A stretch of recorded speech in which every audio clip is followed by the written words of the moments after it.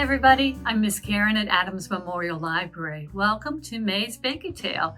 Bake a Tale is the program where we talk about something to bake, talk about a recipe, talk about some books that kind of go with the recipe, and do some crafts that are also connected with the recipe. So if you would like to come into the library, you can come down to the children's room and pick up your kit. And if you don't want to come in, you can always just call us and reserve the kits and pick it up through curbside service, and then you won't even have to get out of your car. But you might notice that I brought an old friend with me today. I brought my bear friend because this month the Bake a Tale is about berries, and I have it on good authority that bears like berries. So the recipe for this month actually has two kinds of berries because these are Double Berry Muffins, and they have blueberries and raspberries in them. And the crafts this month are a basket that, if you were only picking a few berries, you might be able to put them in this little basket, but it's only made of paper, so maybe you can use it to hide and hold other little trinkets and treasures. But I also have some bear bookmarks that you can make. And if you want to get really fancy, you can even put a tassel on one. And you might think, Miss Karen, you do a lot of bookmark crafts, and it's true because I do like them because they're always useful. And for May, you can make your bookmarks, and then you will be ready for our summer reading program, which starts on June 5th. So here are some stories that maybe you would like to read now, and then read again for the summer reading program, and they all have something to do with berries. This first one is called Dulcinea in the Forbidden Forest, and it's a fairy tale by Ola Kernica. And this is a pretty new book. This one is also a pretty new book. It's called Berry Song, and it's written and illustrated by Michaela Goad. And this one is not a pretty new story. This is an older story, but it's still a good one. It's called Blueberries for Sal, and it's written and illustrated by Robert McCluskey. And in this first one, it is Dulcinea's birthday. And Dulcinea lives with her father near the woods, but her father tells her never, ever, ever to go into the forest. It is forbidden to go in there because it belongs to the witch. And she does not want, the witch lives in the forest, and she does not want anybody going into her forest. So Dulcinea never does go in, except it is Dulcinea's birthday, and so she got to pick what she wanted for breakfast, and she wanted blueberry pancakes with whipped cream, but when they're making the pancakes, they realize they're all out of blueberries. And her father says, "Don't worry, I'll get some." But then he didn't know what to do because it would take too long to go to the market, but he can see there are some blueberries in the forest, and really, what are the odds that the witch would be right there and see him? So he thinks maybe this one time he can go into the forest and get some blueberries, but no, it does not work out well because the witch comes and says, "What are you doing here?" Actually, she screeches it. And he says, Who, me? Practically nothing. Just picking a few berries, but the witch doesn't like it, so she turns him into a tree. So Dulcinea also might have to go into the forest because she's got to rescue her father, and, that's where the blueberries are. Now, that would not happen in this story because in this book, the little girl and her grandmother know all about the forest.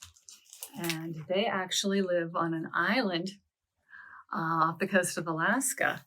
And her grandmother tells her about life on the water, life on the woods.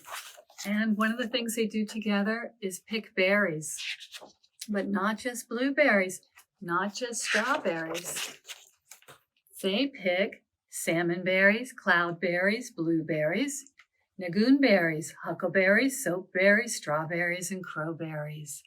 Lots and lots and lots of different kinds of berries grow there, and they pick them all. And as they do, they talk, and the little girl learns about all of their land that their people live on. And they have lots of berry treats too. Now, in this book, Blueberries for Sal, this is actually the good authority on which I found out that bears love blueberries. Little girls love blueberries, and bears do too.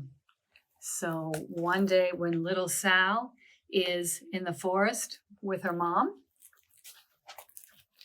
they actually went to Blueberry Hill to get some blueberries. Except as fast as her mother could pick them, little Sal was eating them right out of the bucket. So her mother says, little Sal, how about you go and pick your berries someplace else? So she does. She wanders off a little bit and she starts to pick berries, but she doesn't know, and eat the berries. She doesn't know that a little bear also came out with his mother to get lots of berries. The mother bear says you have to eat lots of berries before winter. And the little bear gets a little farther from his mother too. And each of them get a little far from their mother, but when little Sal goes to look for her mother, it is not her mother she finds. And when little bear goes to look for his mother, that's not Mama Bear. So I don't know. I will spoil it for you and say nothing gets eaten in this book except blueberries, but that's how I found out. Bears love blueberries. So friends, if you also like blueberries, I like blueberries, bears like blueberries, and raspberries, which I also like, I'm sure bears probably like those too, then I think you will like this month's recipe for double berry muffins with both blueberries and raspberries in them. There, you can see 2 different kinds of berries. I got the recipe from this book called Kids Baking, 60 Delicious Recipes for Children to Make. And these muffins were really super easy. It's an easy recipe. I made mine just like the recipe called for, except I did put a little bit of turbinado sugar on the top just to make them a little fancier. But you just mix them all up. It called for fresh berries. I used frozen berries for mine, and it worked fine. So as always, remember that baking is always more fun together, and it does require an oven. So always bake with a friend, bake with an adult. But if you like muffins, I think you might like these. I think they would be good enough for Dulcinea's birthday or anybody else's birthday. If you wanted a berry birthday treat, I think you will like these. So the recipe will be in your kit. And if you can't come in to get a kit, you can always email at kids@adamslib.org, and I'd be happy to send you the recipe that way. So get ready for baking, get your berries, and I think you'll be set. The first craft is for these little baskets, and it reminded me of the baskets that Sal and her mother had, or the girl and her grandmother had to pick berries. So that's why I found a basket craft for you this time. And in the kit, there will be a piece of cardstock that has a pattern on it. And it actually took a long time for me to figure out the measurements for this. So rather than you have to do all the measurements yourself, I just copied the pattern that I used. And that way you can spend more time decorating your basket. So look for this pattern in your kit, and you'll see that it's got these lines on this side and just a plain rectangle on that side. So that's the first thing you will do. You'll cut off the rectangle part and hold on to that because that's what you'll use to make the handle for your basket. Then once you've got the other part, it's going to make a square. And again, it's got the lines on it, so there'll be a square in the center, and you're going to cut the lines of the square above and below it, or to the left or the right of it, depending on which way you're holding the paper. But you'll cut those lines, so 4 lines, and then you'll fold those parts up, and it's going to be sort of the sides of your basket. Then on the other part, the other 4 corner squares, there are 2 lines on those. So you'll start at the outside and cut on those lines too. And then you'll have 3 little flaps, like fringe on each of those. So cut all of the corner squares like that with the 3 flaps. and then you can put them together. You can use the glue stick that'll be in your kit, or if you'd rather, you could staple it if you have a stapler at home. So I just start with one corner at a time. You'll take the flap that's on the outside, so it kind of will be the top one when you bring it up, and line it up with the top of this square in the middle. You can glue it, or you can put all of the ones up at once, all 3 flaps, and put a couple of staples in it. When you glue it, you might just have to hold it in place till the glue sets, but it'll only take a couple of seconds, and it'll work, because I did mine with a glue stick. So we put the first one on, and the second one below that, and the third one a little bit below that. So it'll kind of be the curved edges of the bottom of the basket. Once the first side's dry, you'll do all the other sides too. And at the end, you'll have what'll look kind of like a little basket that you could put berries in, actually. So you could leave it like that if you'd like, or you can take the extra rectangle and you can decide how wide you would like your handle to be. You can make it this wide, or you can cut it and make it thinner. It's up to you, however you want to decorate, or however you want your handle to look. And then you'll just glue or staple it from one side over to the other, like that. And in the kit, there will also be some different colors for construction paper. And that's what I use to decorate my basket. You can always color it. You can color the whole basket with it, whatever you have at home. You could paint it. You could use markers. If you would like, you can color it before you cut it apart. That would work too. Or you can do what I did, which was to cut things out of the construction paper. So I cut out flowers, I cut out some grass and put that on. It's up to you. However you want to decorate it is fine. And it's your basket, so you decorate it the way you would like. And then you can use it to put things in, or whatever else you would like. Or if you wanted to, you could even probably put some maybe a napkin in the bottom, or some wax paper, or some foil, and you could put a muffin in and share that with a friend too. The other thing that will be in your kit, the other pattern has bears on it. And Miss Jules, who works at the library, was kind enough to draw this bear for me with the face, so you can use those ones. Or I also just put the outline of the bears if you want to decorate it all yourself. But this is on cardstock, so it's a little heavier, so you can cut out the bears, and then you can make 6 bookmarks or more if you want. You can just keep tracing the outline and make even more. And the ones I did, I colored. These ones are colored with markers, so they're curling up a little bit, but if you put it in a book, it'll flatten out again.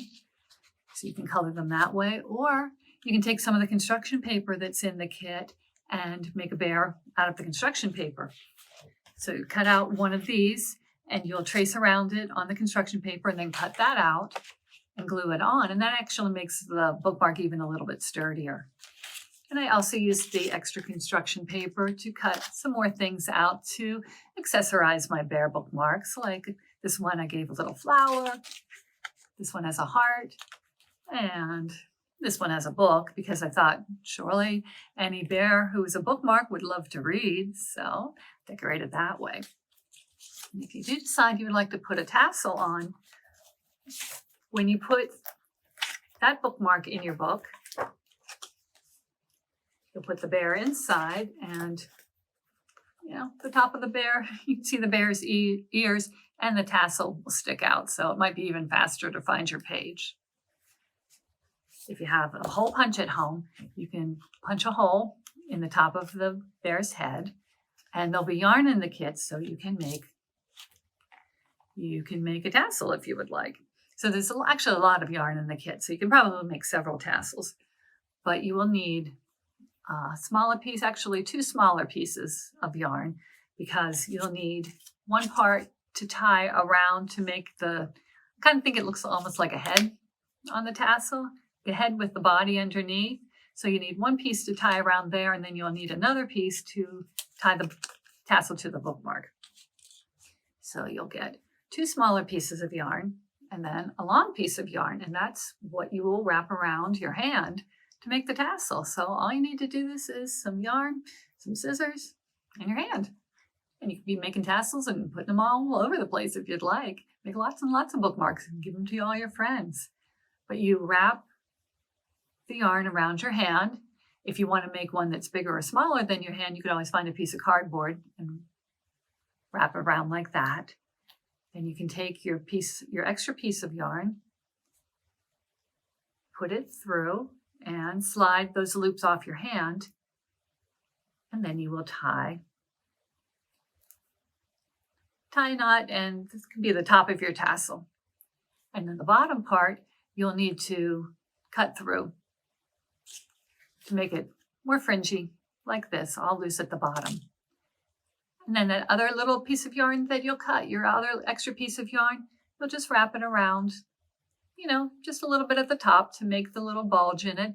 And you can tie that around too. And you can just leave the ends to hang down and match the bottom of your tassel. And if you need to trim them up, you can just cut them off and trim them up. So when you have it the way you like it, you'll be ready to use your bookmark. So maybe you can mark your cookbooks too with good recipes that you'd like to try, or you can just be all ready for summer reading and have all your bookmarks lined up, all your bear friends ready to go with your books. But friends, I thank you very much for watching this time. Again, please come in and pick up the kid at the library if you can. And I hope you'll have a fun time baking and reading and crafting. And I will see you next time, friends. Thank you very much. Bye.